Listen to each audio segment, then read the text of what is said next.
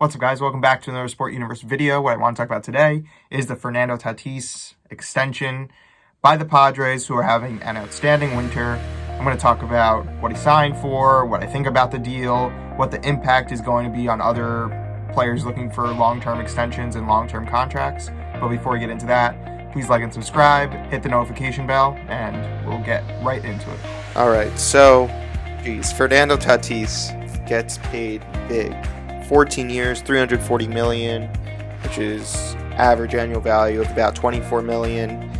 I mean, I'm almost positive that's the biggest contract in terms of years, 14 years, that any player's ever gotten. He's 22, so the Padres, while it seems like a no-brainer of a deal, are kind of really risking that his performance doesn't go down or there's a big injury. I mean, I don't want to go too far off on this tangent, but remember Stanton and the Marlins made a huge contract, and that has definitely not worked out well. Obviously, it's now with the Yankees, but that contract has not worked out well. But if we're looking at the production that he has had, I mean, last season, which was a 60-game season, was fourth in MVP voting, and rightfully so. 17 home runs, 45 RBIs, 277 batting average, 937 on-base percentage plus slugging, so OPS.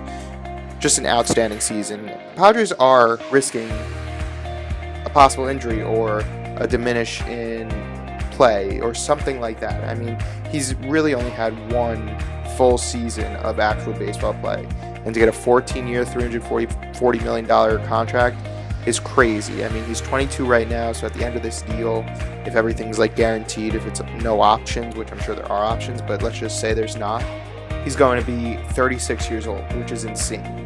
But if you're a Padres fan, you have to be excited because what this ownership is doing is exactly what baseball fans want to see an ownership group do.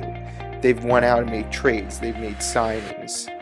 They extend their young player, their young phenom player. And they're set up to be a very viable contender, obviously, for a World Series. But with what they've been able to do, they're definitely up there against the Dodgers.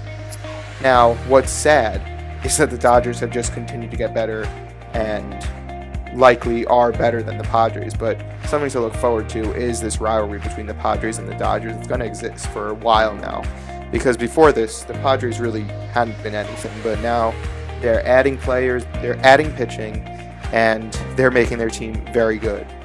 Now, what do I think the impact of this deal is going to be? The impact of this deal is simply players are going to be asking for a tremendous amount of money if you're of the caliber of Fernando Tatis. And there's players on the market right now, or on final years of their deals, that are definitely going to be asking for similar amounts of money to what Fernando Tatis did get, or even years. Because if you really look at it, the Fernando Tatis deal isn't a crazy amount of money in terms of per year.